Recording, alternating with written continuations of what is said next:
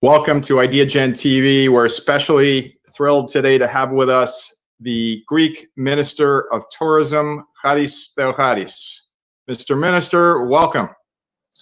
Thank you. Thank you for the invitation. George, this is always a pleasure speaking to you and our people watching us. Well, thank you. This is an exciting moment to have an update from you, Mr. Minister. I know, first I want to commend all the work that you're doing, that your administration is doing in Greece through this very, very, unprecedented time. It's an unprecedented time. As a Greek American as well, I want to give you a shout out to say we're very proud of you as part of the Homogenia here in the United States, and for folks around the world that are watching to Greece for the leadership during this time. And I'd like to ask you, how has Greece held up during this global pandemic?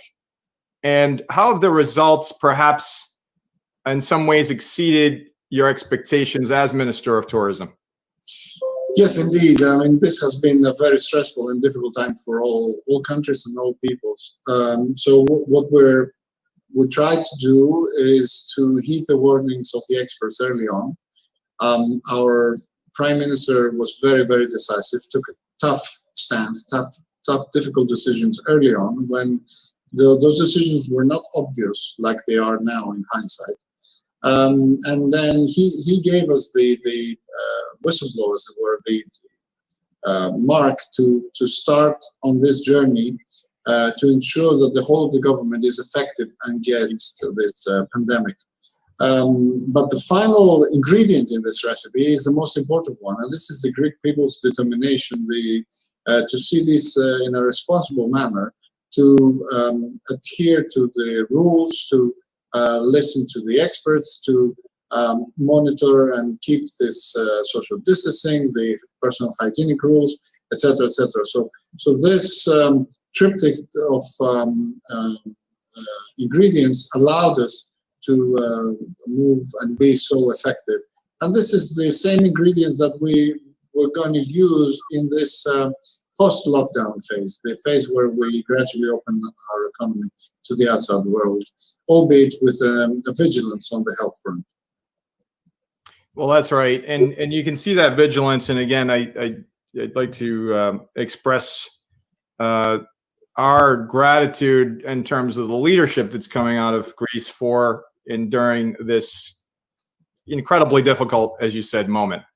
As the borders begin to open and the country, Greece specifically, begins to open, and you're the Minister of Tourism, so it's a big responsibility, and even more so for Greece with the focus on tourism. I mean, if you look at, the bucket list for people all over the world, and you say, what is the place you'd like to go one day? Greece is always at the top of the list. So with all of that, what do you see as your main priority for, tourism this year?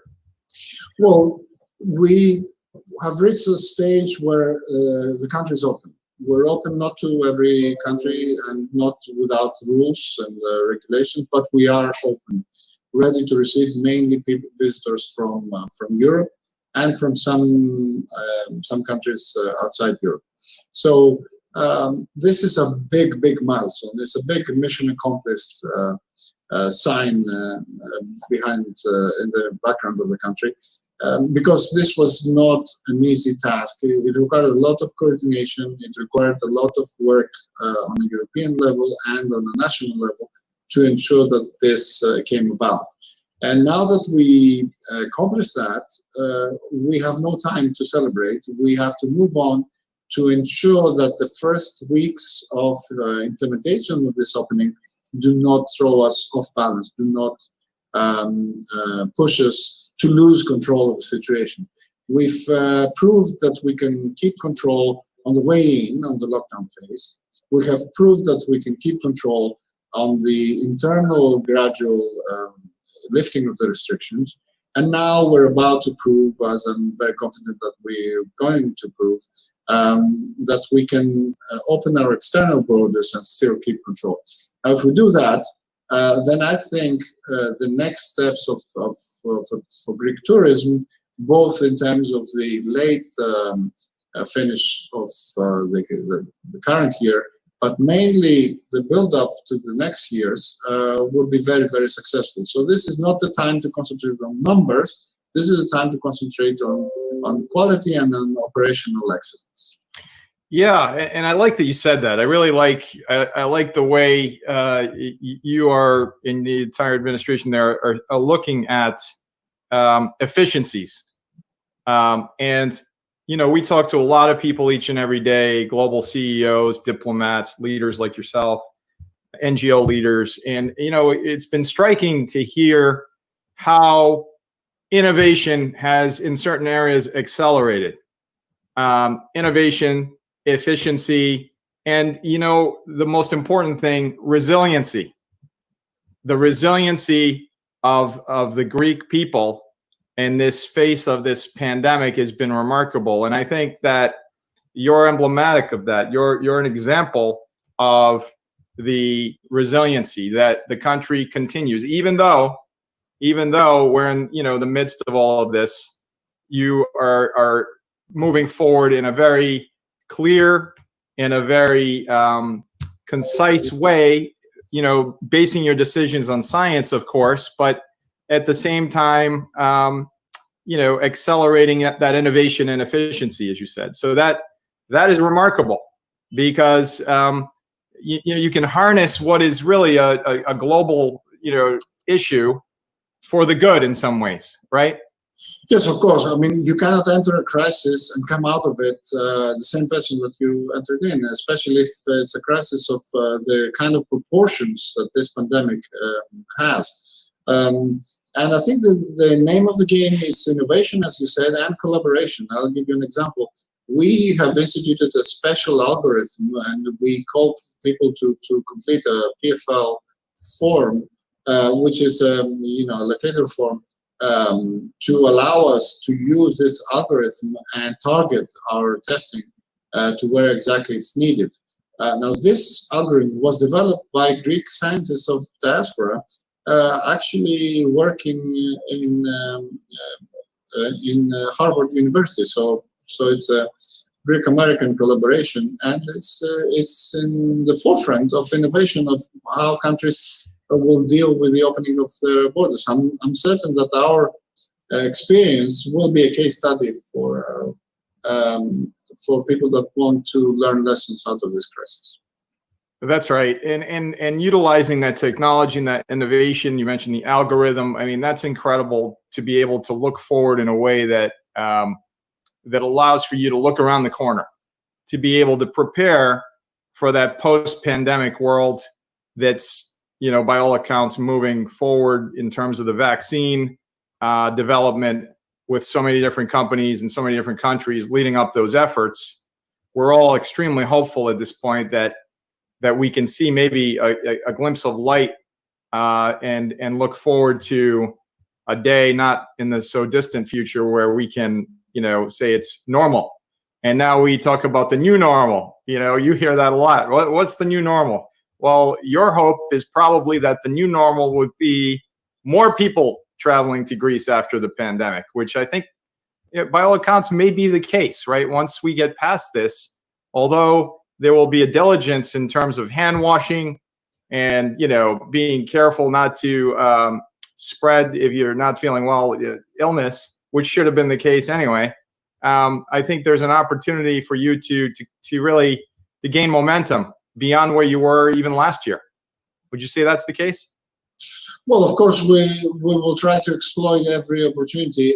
This crisis has allowed Greece to reintroduce itself to the world as a professional, effective nation, a nation that has strong institutions, and a nation that has a strong health system, which is actually stronger now than what it was in January when we entered the crisis. We have doubled the number of ICUs available for use. I mean, we currently use a single-digit number of ICUs for COVID patients, and we have more than 1,000 of those ICUs.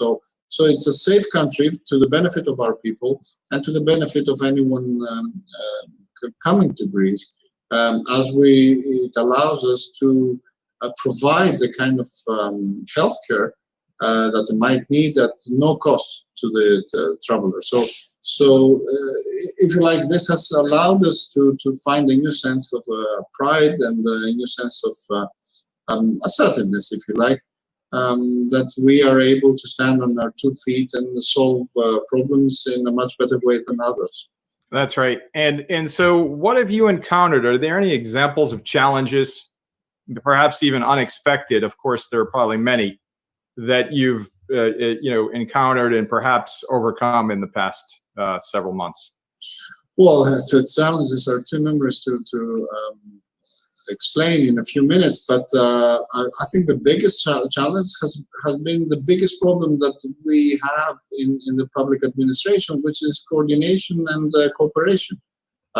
This pandemic required, especially in the tourism sector, the reopening, required talking to the foreign office, talking to people in, scientists, health experts, talking to people from the Ministry of Health, from the Ministry of Civil Protection, which is tasked with dealing with the control of the borders, and of course the private sector as well, that has to deal with all those protocols and ensuring that those protocols make sense and they understand them. The educational institutions that help train everyone in their use. So many aspects, and the degree of complexity is unheard of. And I think we found a new ways to cooperate more efficiently.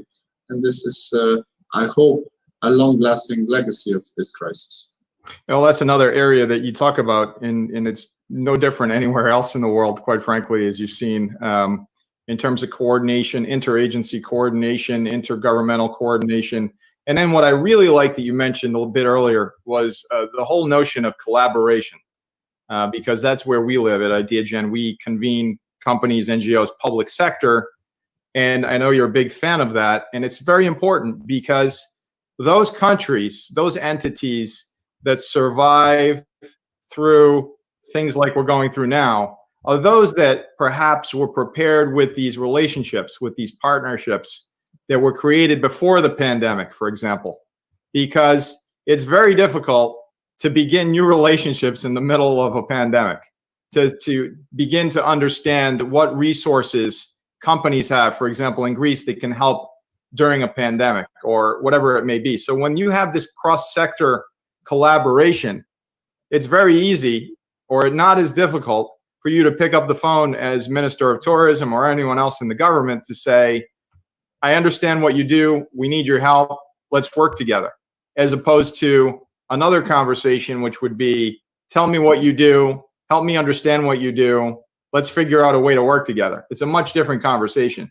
And so having that, being on the ground, having those relationships when it's not an urgent moment is absolutely critical. And I know you all have worked really hard to do that before the pandemic. So that benefited Greece in ways that I think we're now seeing the outcomes in terms of how you've weathered this incredible storm that we've all gone through. So I applaud you there. And because not everyone, especially in government, espouses collaboration, especially cross-sector. Yeah. So, public and private partnerships. Yeah, this is a problem that every government faces. Perhaps in Greece a bit more acute, but we found a way, as I said before, to overcome it. Let's hope that this will be a lasting way. This is certainly our intention. Well, it seems as it will be. And shifting a bit, a few months ago, we were focused on, it was, the beginning of 2020, who knew that a few short months later, the entire planet would be involved in battling an enemy, an invisible enemy, this virus, this pandemic virus here. And at the same time, we were looking at achieving the global goals, those 17 goals of the UN that Greece is so supportive of. as is the EU and of course the United States. And I'd like your perspective on that. What advice, what three key pieces of advice would you provide as Minister of Tourism? You're sitting in one of the most important offices in Greece because the economy is so dependent on tourism. What would you provide as advice to help achieve these 17 sustainable development goals that clearly overlap with your work each and every day? Well, the first advice is to keep the strategic goals in mind. Especially during a time of crisis, it's easy to let go of strategy and focus on tactics. So we should do that. Counteract this instinct that we all have, because the pressure of the tactical goals is huge, because the problem is very acute. So find a way to mesh the strategic goals into the day-to-day decisions. The second piece of advice is that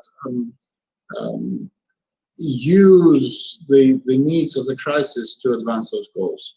For example, inclusivity, one of the goals, is very, very important because the crisis now affects everyone. So design policies to counteract the crisis, but do that in a way that furthers those goals. And perhaps the third piece of advice is to find the time to, as soon as you sort of reach a milestone and achieve, find the time to sit down and think more long-term.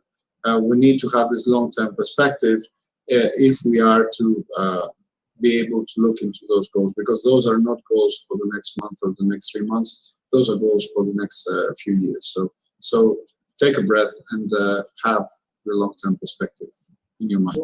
That's incredible advice, Mr. Minister, because, I think the other thing, and you've seen it in Greece, and we've seen it certainly in the United States, is that the pandemic has exposed areas of inequality. It's a very big issue, really, around the world. And at Ideagen, we've talked about it for a very long time.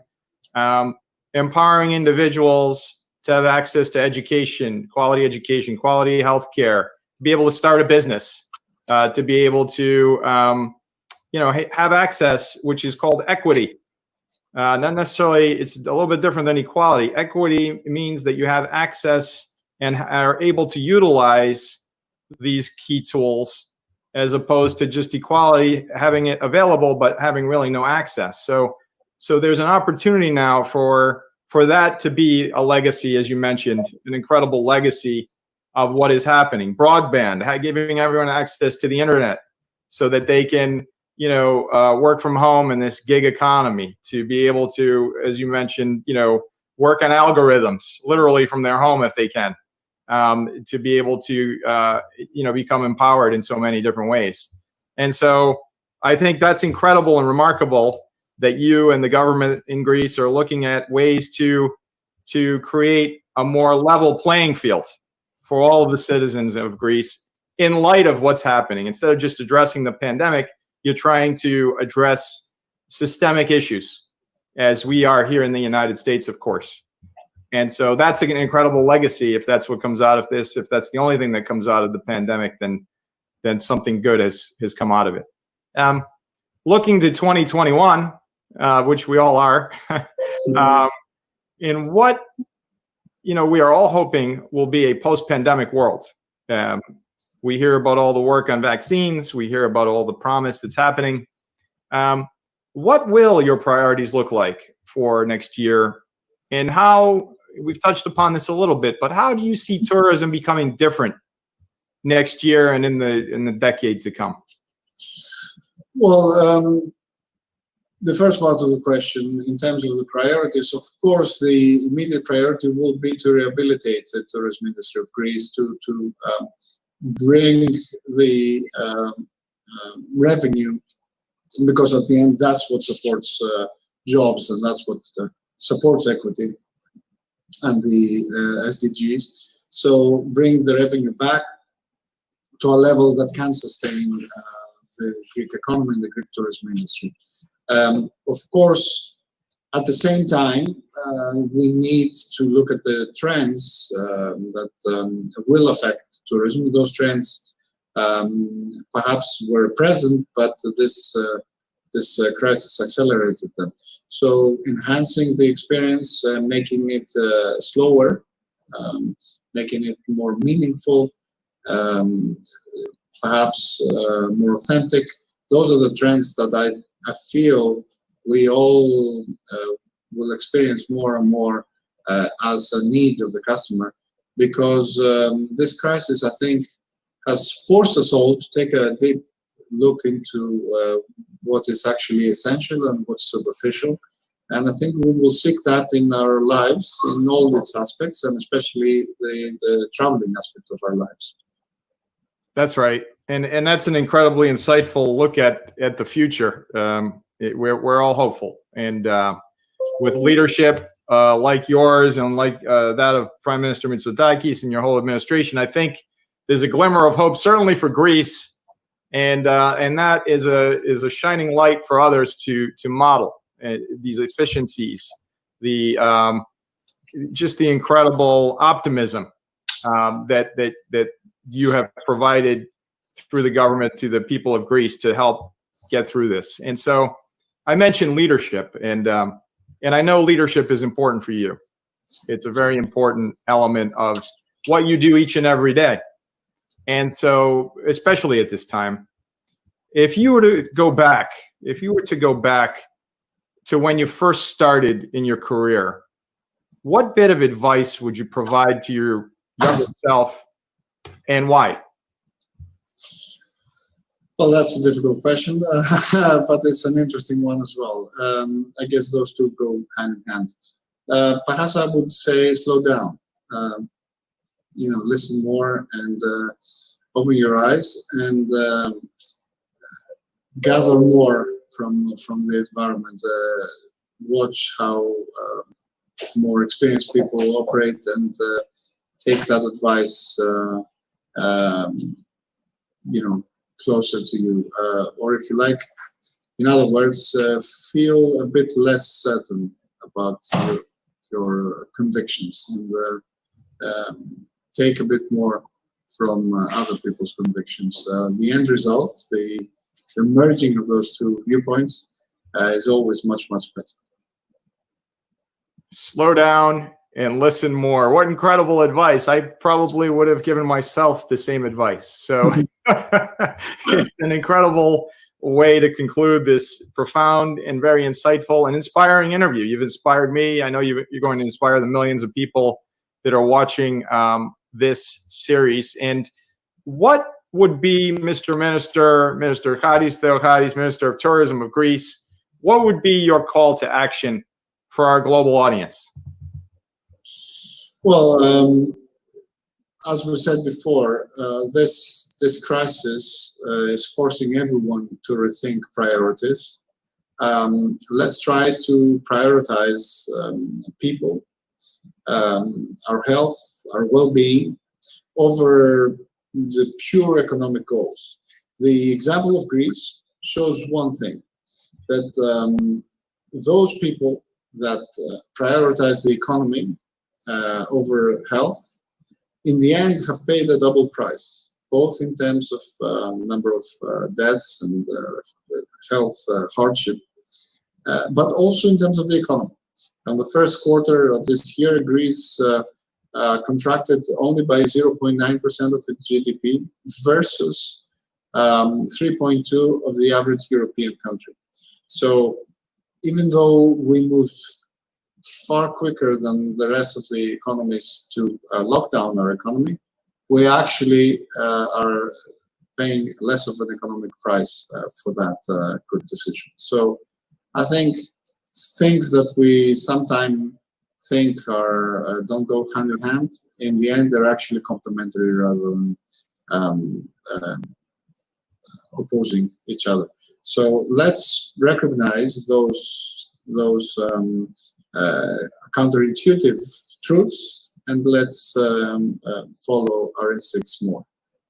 That's a great way to conclude. And what is the website? If I were someone sitting, in my home wanting to learn more about Greece and tourism and what the status is and how I can one day visit, where would I go? You should go to two sites, the more long-term, which is visitgreece.com, but also we have a site to give you more information about this specific year, which is a different year than the rest, and that's greecehealthfirst.gr, greecehealthfirst.gr, and that gives you a lot of information about how to come to Greece, as I hope you make the decision to do so. Mr. Minister, thank you for the inspiration. Thank you for your leadership. And thank you for all you're doing to help shine a light and create solutions with innovation and optimism. My sincere pleasure. Thank you very much for the invitation and the chance to talk again. Thank you. Thank you.